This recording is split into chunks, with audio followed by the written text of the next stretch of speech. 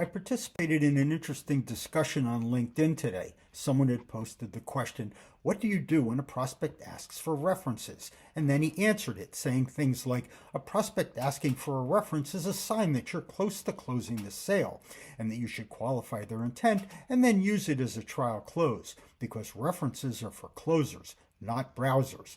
So I had to comment, and it's simple. If a prospect asks for references, you failed. It's a sign that they don't trust you or believe your value.